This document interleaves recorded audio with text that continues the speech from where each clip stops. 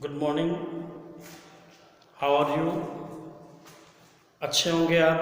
पढ़ाई आपकी अच्छे से चल रही होगी, समय का आप सदुपयोग कर रहे होंगे, ये मुझे आपसे पूरा विश्वास है। क्योंकि इस इंस्टीट्यूट के जो स्टूडेंट है वो पूरा पढ़ाई के प्रति समर्पित है, अपने रिजल्ट के प्रति गंभीर है, भविष्य के प्रति चिंतित है। तो ऐसे विद्यार्थियों को मैं उनके उज्जवल भविष्य की शुभकामना देता हूँ कि आने वाला जो समय है वो आपके पक्ष में हो। कल मैंने आपको पढ़ाई थी जैसे भील जनजाति के बारे में, तो 3 जनजातियाँ आप पढ़ चुके हैं, एस्किमो, बुशमैन और भील। आज मैं तुम्हें गौड़ जनजाति के बारे में परिचय करवाऊँगा। भाई गौड़ जनजाति किस प्रकार की है, कहाँ रहती है, क्या इसका है, उससे रिलेटेड है। तो आज का टॉपिक है आपका गौड़ जनजाति।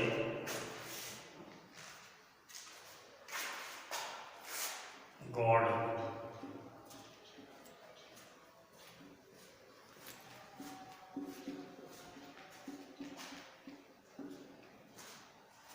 गौड़ जनजाति के बारे में पढ़ेंगे। गौड़ जनजाति विश्व का सबसे बड़ा जनजाति समूह है। विश्व का सबसे बड़ा जनजाति समूह कौन सा है? गौड़ जनजाति। विश्व का सबसे बड़ा जनजाति समूह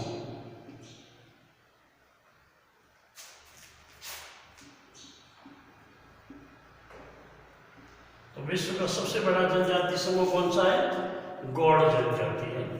गौड़ जनजाति की जो उत्पत्ति है, इसकी उत्पत्ति, गौड़ जनजाति की जो उत्पत्ति है वो खोंडा शब्द से हुई है। किससे हुई है? खोंडा शब्द से हुई है। और खोंडा का अर्थ क्या है? पहाड़ी। खोंडा का अर्थ क्या है? पहाड़ी। अर्थात आप देखते हैं कि ये जनजाति भी दुर्गम पहाड़ी क्षेत्रों पर निवास करती है। तो गौड़ जनजाति ये अपने आप को कोल या कोयटूर भी कहते हैं। गौड़ जनजाति द्वारा जो 4 साम्राज्य थे, गौड़ जनजाति के द्वारा 4 साम्राज्य, शासी साम्राज्य थे। यानी 16वीं सदी से 16वीं सदी से मध्य 18वीं सदी तक गौड़ों द्वारा शासित 4 साम्राज्य थे। कितने साम्राज्य थे? 4 साम्राज्य थे। यानी ये गौड़ जनजाति द्वारा शासित साम्राज्य थे।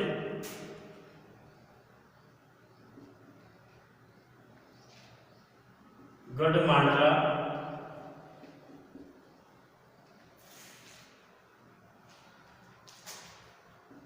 चांदा,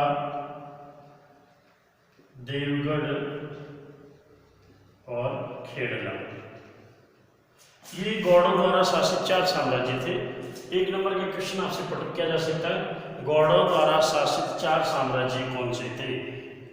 तो गढ़मांडला, चांदा, देवगढ़ और खेड़ला, ये गौड़ों द्वारा शासित 4 साम्राज्य थे। मराठों के और मुगलों के आगमन के पश्चात ये हाशिए पर चले गए और वर्तमान में ये दुर्गम पहाड़ी भूभाग में निवास करते हैं। तो ये गौड़ का परिचय, गौड़ विश्व का सबसे बड़ा जनजाति समूह है। उत्पत्ति, गौड़ की उत्पत्ति खोंडा शब्द से हुई है, जिसका अर्थ है पहाड़ी। 16वीं सदी और मध्य 18वीं सदी, 16वीं सदी से लेकर मध्य 18वीं सदी के तक इन गौड़ों के द्वारा 4 साम्राज्य जिन पर ये शासन संचालित करते थे, इसमें गढ़मांडला, चांदा, देवगढ़ और खेड़ला। तो ये गौड़ों का परिचय था। अब इनका निवास क्षेत्र,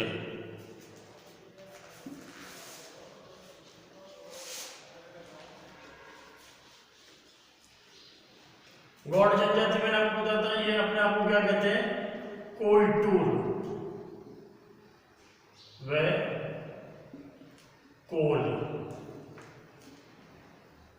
गौड़ जनजाति अपने आप को कोयटूर और कोल भी कहती है कि ये जनजाति है। अब एक गौड़ जनजाति का निवास क्षेत्र, निवास क्षेत्र, यानी ये गौड़ जनजाति कहाँ निवास करती है? तो गौड़ जनजाति में ना कहते थे कि भारतीय प्रायद्वीप पर रहने वाली जो जनजाति है उसको गौड़ जनजाति कहते हैं। गौड़ जनजाति कहाँ रहती है? भारतीय प्रायद्वीप, दक्षिणी जो भारत है उस दक्षिणी भारत के लगभग इन क्षेत्रों में ये जनजाति निवास करती है। तो ये आप देखते हैं कि मध्य प्रदेश से अलग हुआ राज्य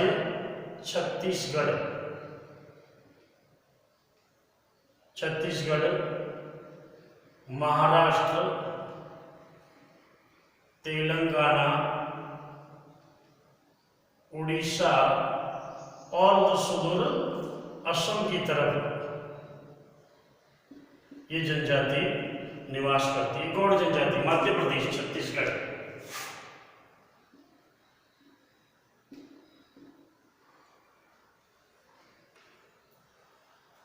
ये गौड़ जनजाति के निवास क्षेत्र की गौड़ जनजाति इन राज्यों में निवास करती है। मध्य प्रदेश, छत्तीसगढ़, महाराष्ट्र, तेलंगाना, उड़ीसा और असम, इन क्षेत्रों में ये जनजाति निवास करती है।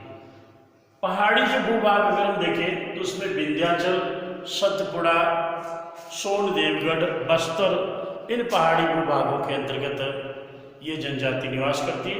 जहाँ ये निवास करती है सोनदेवगढ़, बस्तर, विंध्याचल, इन पर्वतीय क्षेत्रों में जहाँ निवास करती है उन पहाड़ियों की ऊंचाई 600 से 900 मीटर अप होती है। उन क्षेत्रों में ये निवास करते हैं। यहाँ टेम्परेचर आप देखते हैं कि 40 डिग्री से अप होता है तापमान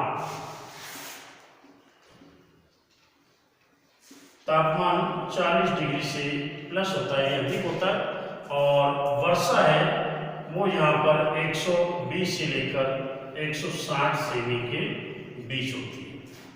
ये गौड़ जनजाति आखेटक और खाद्य संग्रह जनजाति, ये भी शिकार करके और फल फूल एकत्रित करके अपनी आजीविका चलाती है। लेकिन वर्तमान में ये जनजाति भी कृषि कार्य की ओर अग्रसर हो रही है। वर्तमान में लगभग गौड़ है वो कृषि कार्य करके अपनी आजीविका चला रहे हैं। तो ये भी शिकार करके कंदमूल फल एकत्रित करके अपना जीवन यापन करते हैं। तो ये थी गौड़ की निवास क्षेत्र। इसमें पहाड़ी भाग है, उसमें विंध्याचल, सतपुड़ा, बस्तर, सोनदेवगढ़, इन क्षेत्रों की 600 से 900 मीटर की ऊंचाई वाले भूभाग में ये जनजाति निवास करती है। तो ये इस जनजाति के निवास क्षेत्र है। राज्यों में हम देखें तो मध्य प्रदेश, छत्तीसगढ़, महाराष्ट्र, तेलंगाना, उड़ीसा और असम, इन राज्यों में ये जनजाति निवास करती है। कौन सी जनजाति? गौड़ जनजाति। ठीक है, तो ये इनका निवास क्षेत्र हो गया। जलवायु के बारे में आप परिचित होगी क्या? टेम्परेचर बहुत अधिक होता है, यानी 40 डिग्री से अप होता है, और वर्षा अच्छी होती है 120 से 160 सेमी के अंतर्गत। लेकिन ये जनजाति जो आदिवासी जनजाति अपना जो जीवन है वो सभ्य समाजों से दूर पहाड़ी भागों में निवास करते हैं। नेक्स्ट इसका जो बिंदु है वो है आर्थिक क्रियाकलाप। आर्थिक क्रियाकलाप।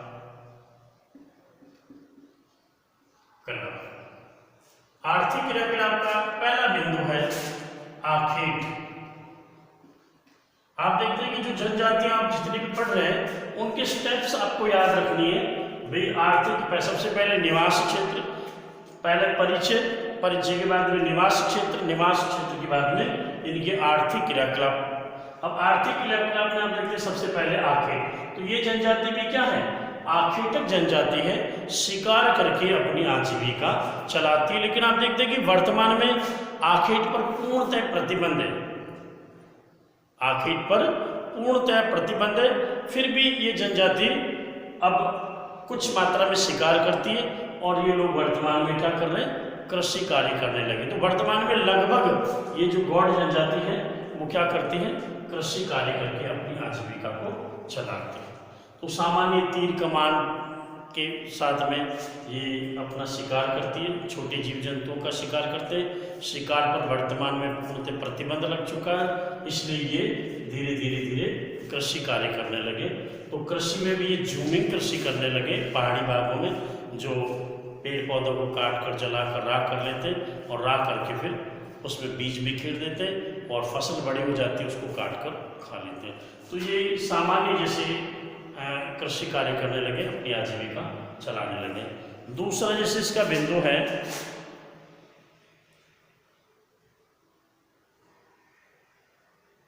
भोजन।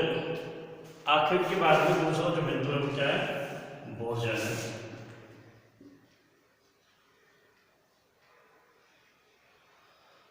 भोजन, इनका मुख्य जो भोजन है वो क्या है? कोदू व कुटकी।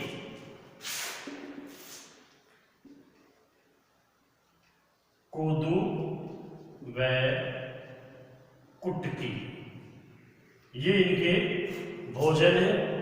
इसके अलावा उत्सव और त्योहार होते हैं। उत्सव और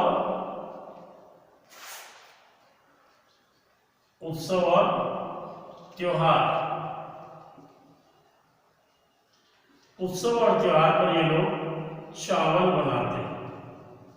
क्या बनाते हैं? चावल। भील जनजाति के बारे में आपने पढ़ा था कि भील जनजाति के लोग भी क्या करते हैं? उत्सव और त्योहारों पर क्या बनाते हैं?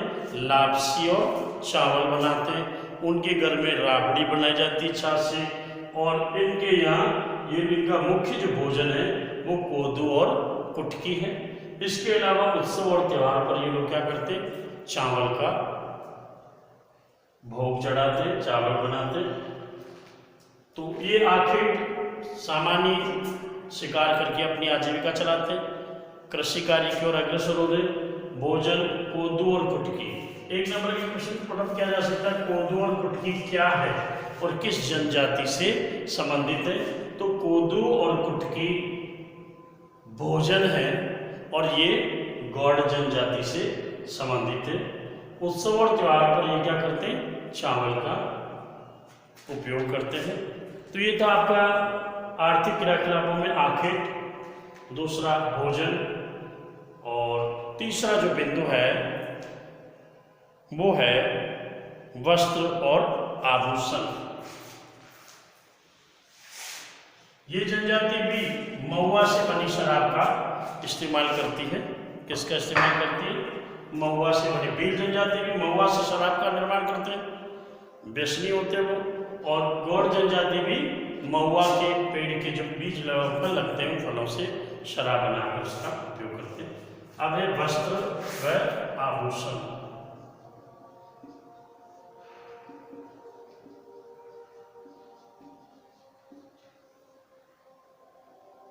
आभूषण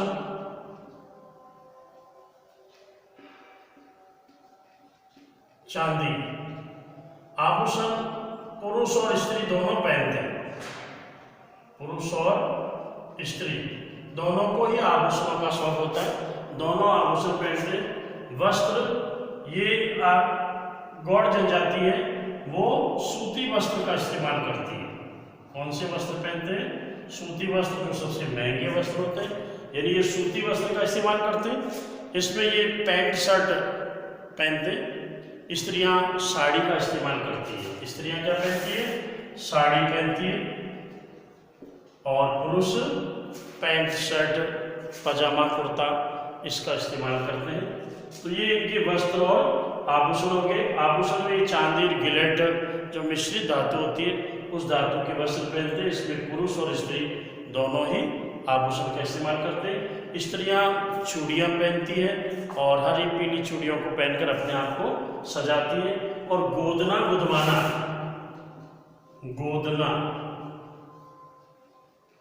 गुदवाना ये स्त्रियों की प्रमुख विशेषता है। ये अपने शरीर पर गोदना गुदवाते हैं। आप बुक्स जब रीड करें तो आप देखेंगे स्त्री में के पूरे शरीर पर जैसे गोदना गुदवाया हुआ है। इन विभिन्न प्रकार के चित्र या कलात्मक आकृतियों का निर्माण करते हैं। तो ये गौड़ जनजाति के वस्त्र और आभूषण थे। ये लोग किस प्रकार वस्त्र और आभूषण का इस्तेमाल करते हैं। तो आभूषण में पुरुष और स्त्री दोनों इसका इस्तेमाल करते हैं। वस्त्र ये सूती वस्त्र पहनते हैं और पुरुष पाजामा पैंट शर्ट और स्त्रियां साड़ी का इस्तेमाल करती है। आप चूड़ियों से अपने आप को सजाती हैं और गोदना गुदवाना इनकी प्रमुख विशेषता है। नेक्स्ट जैसे आपका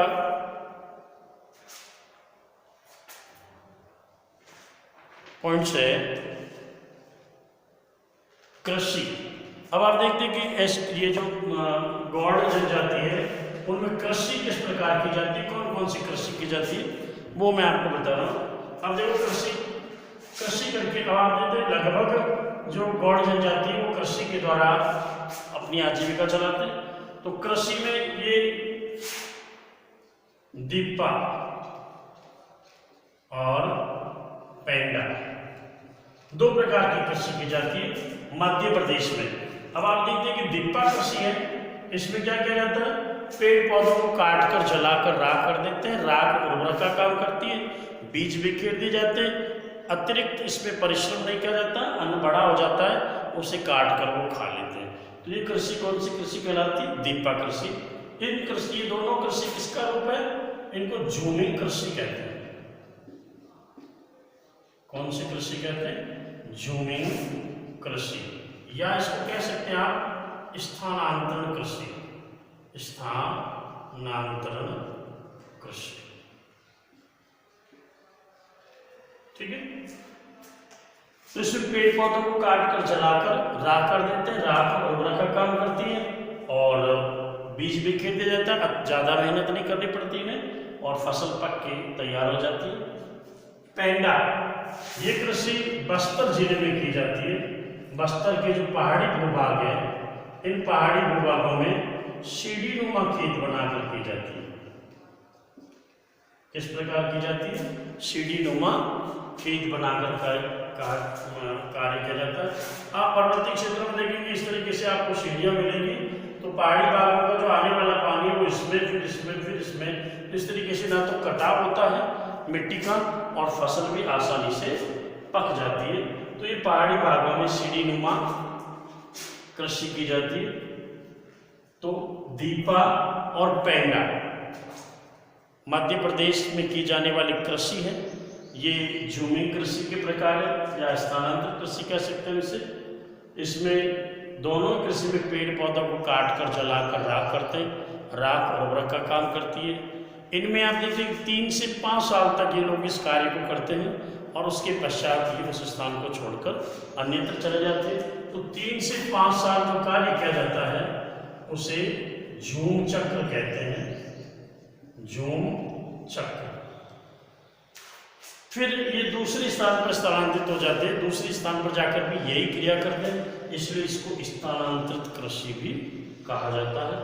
फिर वापस उस जगह भी 3 से 5 साल तक कार्य करते हैं, फिर पुनः वो उस स्थान पर लौट आते हैं। तो इनका एक चक्र चलता है, उस चक्र के अकॉर्डिंग पुनः ये वापस उसी स्थान पर आ जाते हैं। इसलिए कहा जाता है कि झूम का चक्र छोटा होता है, इस कृषि का भविष्य उज्ज्वल नहीं है। तो ये गौड़ जनजाति से संबंधित जैसे आर्थिक क्रियाकलाप थे, वे किस प्रकार ये अपनी आजीविका चलाते हैं, इनके रहन सहन खान पान का तरीका क्या है, भोजन क्या है, कृषि कौन सी करते हैं, किन क्षेत्रों में निवास करते हैं। तो आज का जैसे जो आपका टॉपिक है उस गौड़ जनजाति उससे संबंधित जैसे ये बिंदु आपको मैंने बताए। अब आप देखते हैं कि इनमें से कौन कौन से जो 3, 4, 5 प्रश्न बनते हैं, उन प्रश्नों को मैं आपको रिपीट करता हूँ।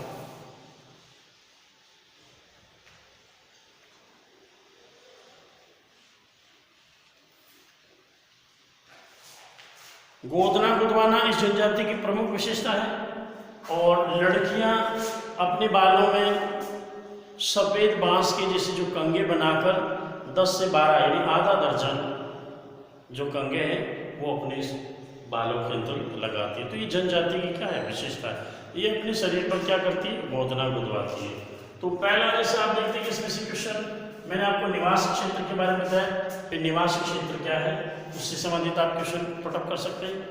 फिर दूसरा गौड़ द्वारा शासित साम्राज्य कौन कौन से हैं, उनसे संबंधित जैसे दूसरा क्वेश्चन आप पुटअप कर सकते हैं। बोर्ड की दृष्टि से महत्वपूर्ण है। गौड़ जनजाति अपने आप को कोल और कोयटूर कहते हैं। कोदू और कुटकी क्या है, इनकी भोजन है, मुख्य भोजन क्या है। तो ये 3-4 जैसे जो प्रश्न है उन गोदना गोदवाना किस जनजाति की प्रमुख विशेषता है, गौड़ जनजाति की विशेषता है। तो ये 3-4 जो प्रश्न है वो सामान्य जो प्रश्न है वो आप जैसे रीड करेंगे। नेक्स्ट में इससे रिलेटेड जो टॉपिक है वो तुम्हें पढ़ाऊंगा। थैंक्स।